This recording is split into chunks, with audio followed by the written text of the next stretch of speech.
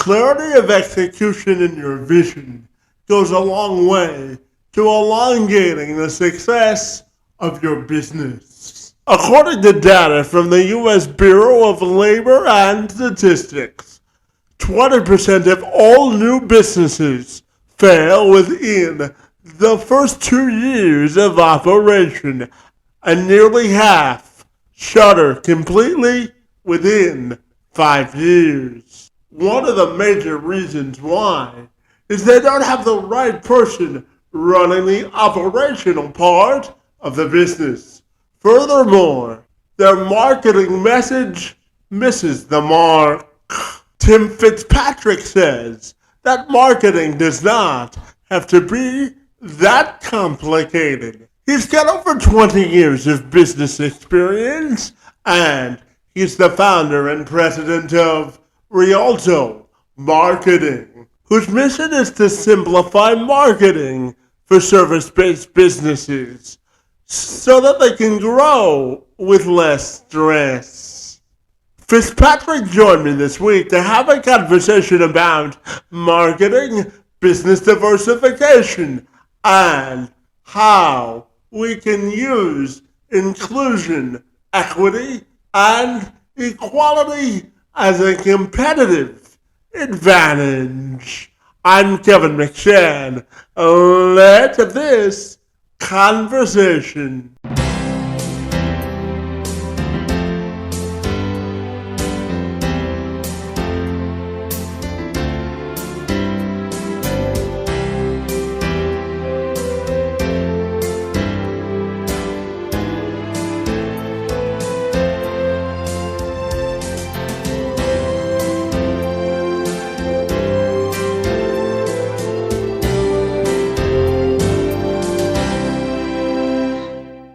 So Tim, if you're ready, I'll take a moment to welcome you to the program, and I'm excited to learn all about your journey in business. Great to be with you this afternoon, and thank you so very much for being here, buddy. Yep, thanks for having me. Yeah, Tim, so I know that you spend your days trying to simplify marketing because you say it doesn't have to be that hard. So I'm wondering if you can tell me all about it. Okay, cool. So Kevin, when I graduated from college, I was a math major. I had no idea what I wanted to do at that point. And my dad had been an entrepreneur for a long time. He was a manufacturer's rep in the consumer electronics industry. And he had started a wholesale distribution company selling consumer electronics a couple of years before I graduated. And when I graduated, I knew he needed some help. There was no full-time people in the company at that point. And I said, hey, let me help you for 3 months. This will help me kind of figure out what I want to do, go on some job interviews. And so he said, yeah, let's do it. So I started, and man, after 3 months, I was hooked. I loved it. And I said, Dad, I don't want to do anything else. Can I stay and keep doing this? And he said, absolutely. So I managed the distribution company on a day-to-day basis. We grew at about 60% a year for 9 years before we sold it. And then I stayed on with the company that bought us for another 3 years.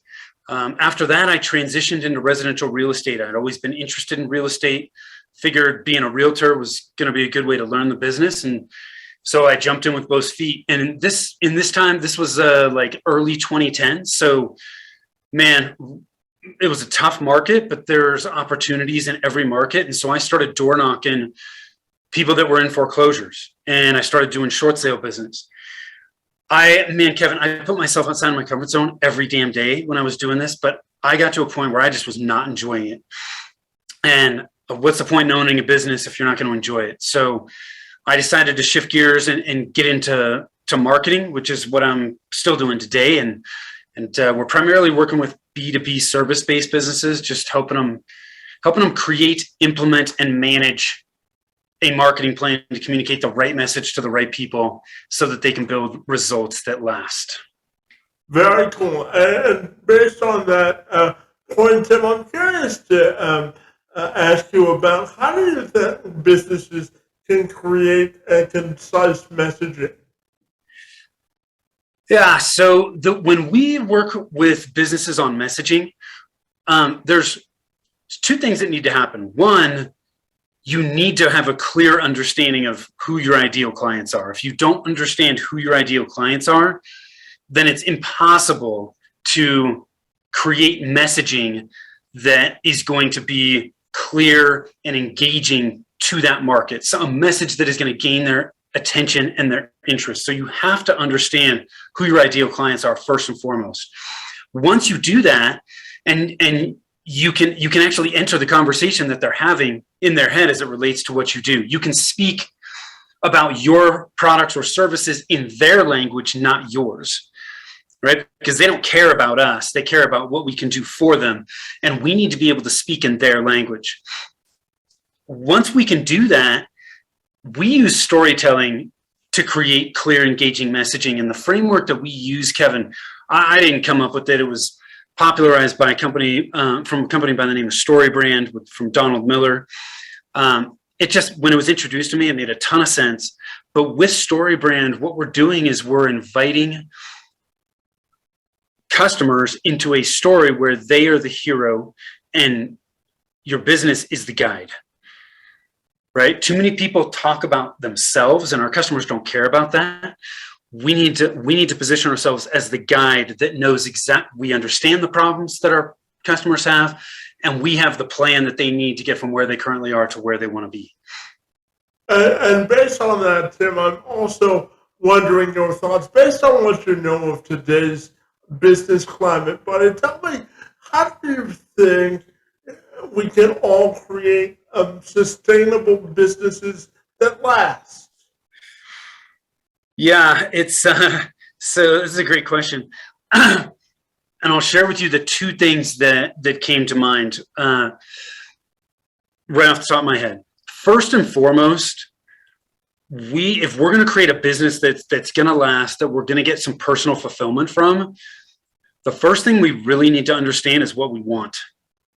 So many people skip this, like we think we know what we want, but we really haven't spent enough time really understanding what we want from our business and what type of business we're going to have to build to make that happen.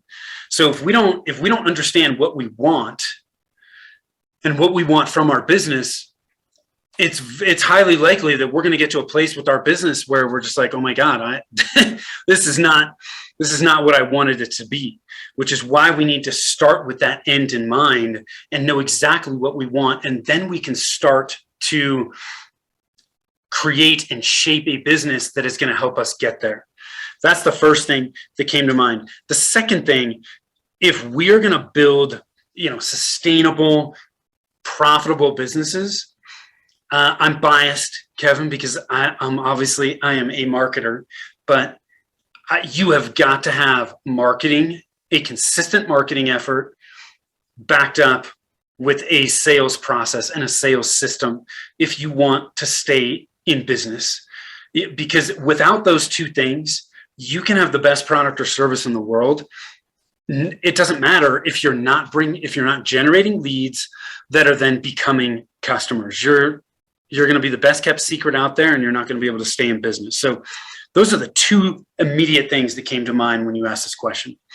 Yeah, absolutely. And, Tim, I was actually born with what's called spastic quadriplegia cerebral palsy. Simply means that I don't have enough oxygen in my legs to walk normally. And part of my background is helping individuals get and maintain employment.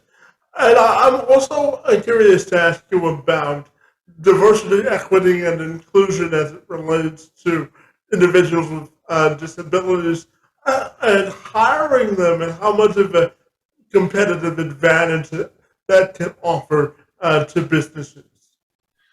Oh man, honestly, I do not have a lot of experience with that. I do know that it is with some of the clients that I've worked with, that diversity, equity, and inclusion is coming up a lot. And I think, look, there are plenty of good people. There are a lot of good people out there, no matter, what disabilities they may be dealing with. There are people that have disabilities, people that don't. there are all kinds of good people out there. And I think we need to be as open as we possibly can when we're looking at filling positions to make sure that we're not losing out on potentially good candidates, if that makes sense. Yeah, absolutely. And to that point, Tim, I'm curious to ask you about creating an ideal marketing blueprint and what that looks like in your mind. So when we look at marketing planning, we look at marketing planning in 90-day sprints. I think if we look at our planning beyond that, one, I think the market's changing and our businesses are evolving too quickly. So I think we can have an idea of where we should have an idea of where we want to go. But if we create a plan for a year, you're not going to get to the end of the year without changing that plan. So, and a lot of times year-long plans end up becoming very complex. So we look at it in 90-day sprints. And so there's the other thing is 90 days is long enough to see whether you're starting to gain traction, but it's short enough where you can make course corrections along the way. So I look at marketing plans with 90 days, 6 steps in it. And it's really simple. We got to look at and outline who our ideal clients are. We need to know who we intend to work with. We need to know what our goal is. What's our goal for the next 90 days? We have to understand what our budget and our resources are, because that's going to help determine how much we can bite off in our plan. Do I have $500 a month, or do I have $50,000? Or, do I have people on staff that can help with marketing? Do I not? We need to understand that. The fourth thing is we need to understand where we're starting from. So we need to get a baseline. What are we currently doing from a marketing perspective? What do we continue to do? We can't create a plan to get where we want to go unless we know where we're starting from. It's like my GPS. Can't tell me how to get anywhere until I tell it where I'm starting from first and foremost. And then the fifth thing that we're going to look at is what are our priorities for the next 90 days. This is where we start to look at and get clarity on where we are going to focus and place our priorities for the next 90 days with our marketing. And then the last thing that we need to keep in mind is the metrics. A lot of people I talk to aren't quite sure whether their marketing's working or not. And that's because they're either not tracking metrics or they're not tracking the right metrics. So we've got to put the metrics that we're going to track that are going to help give us the information we need to determine whether what we're doing is working or whether it's not. And then we simply wash, rinse, and repeat every 90 days. We make course corrections, we make updates, and then we just take action all over again. Yeah, absolutely. And part of your last answer sparked my interest to ask this question, Tim. You talked about metrics and measurement. So I'm curious to ask you about how marketers or businesses can use social media effectively, because there are a lot of social media options, but not a lot of entrepreneurs always know how to use it effectively. So I ask you, how do you think we use social media effectively? A couple things come to mind here, Kevin. First and foremost, we need to understand who we intend to attract, okay? And we need to be creating content that is going to grab the attention and the interest of those very people. A lot of people just start posting on social media and they're not really posting anything that's of value, that's going to attract the people that they want to work with.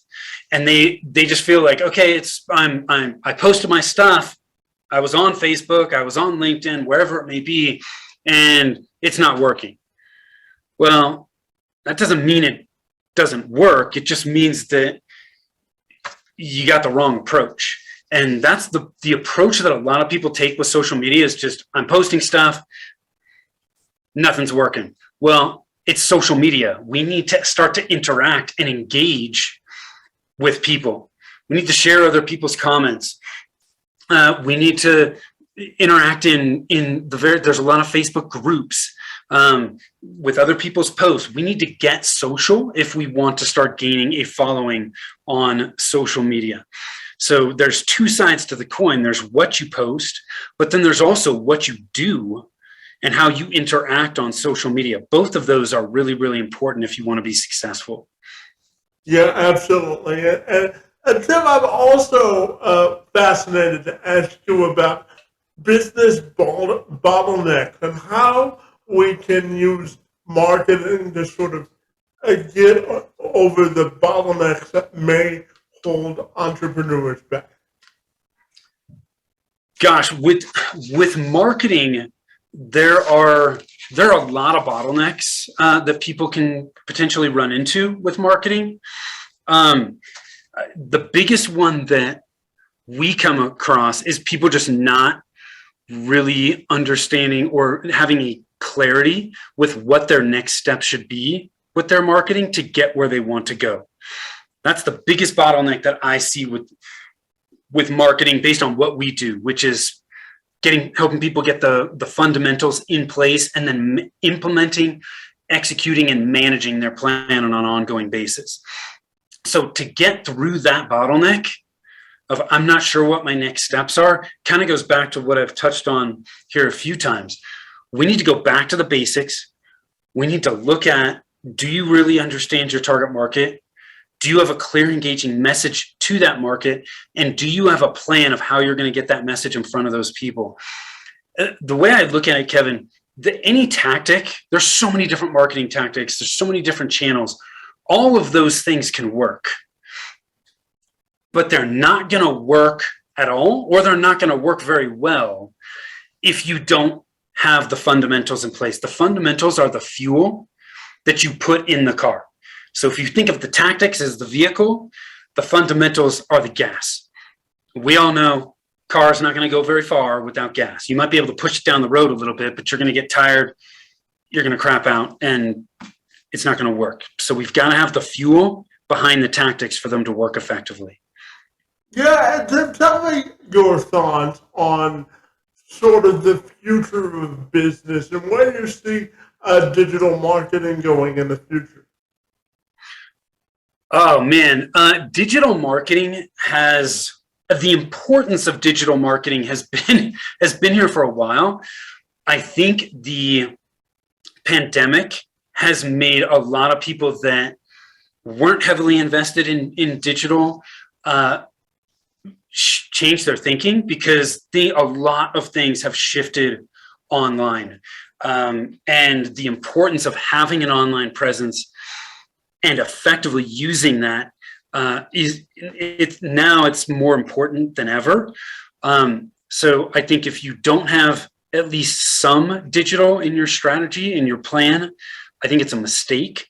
But then again, I think one of the things that so many people are battling when it comes to marketing in general is just information overload.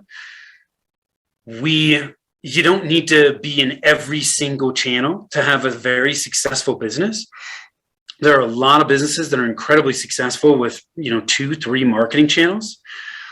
So digital, when people are getting into or expanding their digital presence, it can be a bit overwhelming. And I think we just need to take one step at a time and just start banging stuff out. But the importance of digital can't be overstated. You got to be focusing on it. And so many of the things that we do have shifted online. In-person events. Frankly, before the pandemic, I was meeting on Zoom with clients. I don't meet with most clients face to face. They're all over the country. The pandemic has just made it much more widely acceptable to do a Zoom meeting. So I think long term, it's going to change the way we do business, and I think it's shifted our thinking in a way that, gosh, we can be incredibly effective. Some of the things that we used to do, we may not need to continue doing. Yeah, it certainly has helped us streamline the idea of effective marketing, hasn't it? Yeah. Yeah, absolutely. And Tim, tell me, how do you think we can create a concise target market when we look at digital marketing? I'm curious. So, Kevin, I'll give your listeners a few tips in this regard.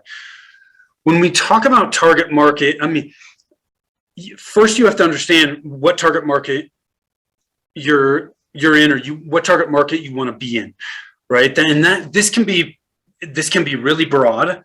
Like I see a lot of people saying, well, we work with entrepreneurs or small business owners, or mid-sized businesses. Well, that's a very broad market. Not everybody in that market is going to be a great fit for you or your business. We need to dig deeper and determine who our 1 to 3 ideal client types are going to be in the target market that we serve. The easiest way to start to hone in on this for an existing business, if you've worked with current and past customers, the easiest place to start is to ask yourself 3 questions. 1, who do we enjoy working with? 2, who are our most profitable clients? And 3, who do we get great results for? If we can work with people consistently that meet those 3 criteria, man, we're going to have a great business. We're going to love what we're doing. We're going to be profitable. And we're going to be getting great results for clients, which means they're going to want to stay with us. They're going to want to refer us, do more work with us. Those are all great things. So if you start there, you have a subgroup of current and past customers. It's that group that I think you start to dig deeper and look at the demographics of that group, the psychographics, how they're feeling, their thoughts, the common problems they have, the results they're looking for, and their behaviors. How do they make buying decisions? Are there certain groups that they're a part of? Are there certain activities that they enjoy doing?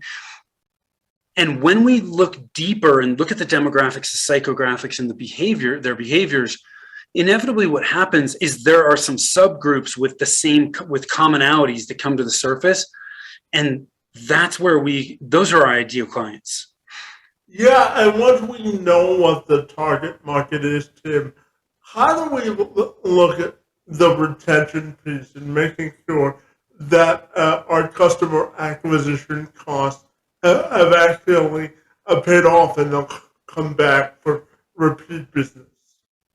When I think about retention, it's all about attracting the right types of clients, which comes back to what we just talked about. That's why target market is so important.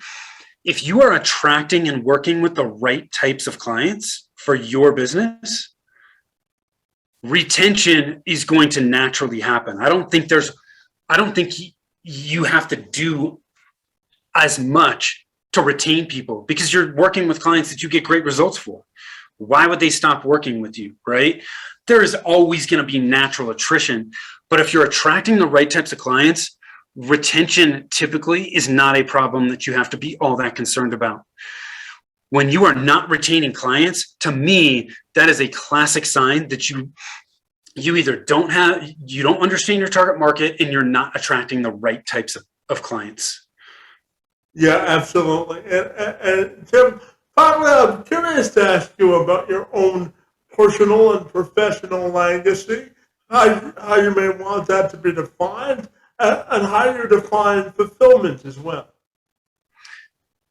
So personally and professionally, I want to have a positive, lasting impact on those people that I connect with, that I work with, in some way, shape, or form. That's what gets me out of bed every day, man. If I can have a positive, lasting impact on people, then I feel like I'm accomplishing what I want to accomplish. For me, I want to be remembered as a person that was humble, kind, always operated from a place of integrity, and was fun to be around most of the time. Not always fun. My kids and my wife would tell me when I get into work, Tim, I may not be all that fun, but in general, that's how I want to be remembered.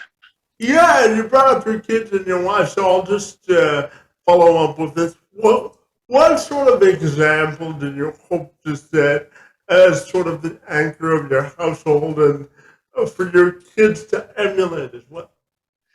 Yeah, so this is a good question, Kevin. This goes back to how I want to be remembered, right? I want my kids to see that I am humble, that I treat people kindly, right? I don't think there is enough kindness in the world. I don't think we can have too much of it. And I think this world would be a much better place if we could all find some kindness. So I just want to set as strong of an example for my kids as I possibly can. One of the things that we always talk about in our house is not comparing ourselves to other people. I just had this conversation with one of my youngest daughter the other day. Found she was comparing herself to other people, and I mean, she's 10, and I said, well, she was upset about how her drawings aren't as good as some of the other kids in class, and I said, well, why are you upset about that? And she said, well, I'm comparing myself to them and I'm not as good. And I said, that's right. So what can you do to change that?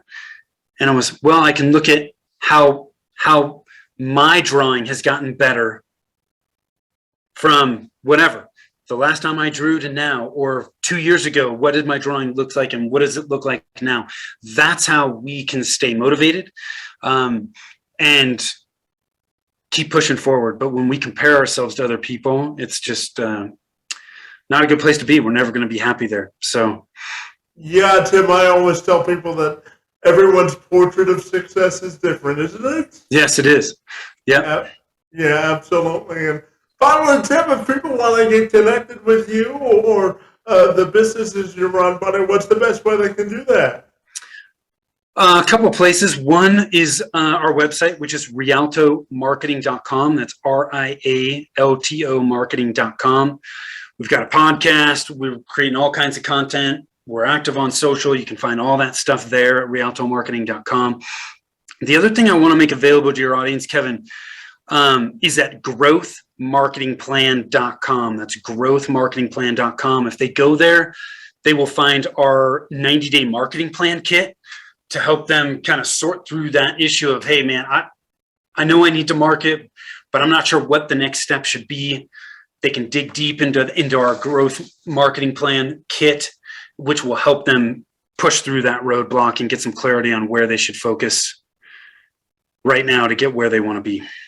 Fantastic. Well, Tim, I really enjoyed engaging in conversation with you about digital marketing. I want to thank you for your work in the space and time on my behalf, buddy, and for being here this afternoon. It's most appreciated.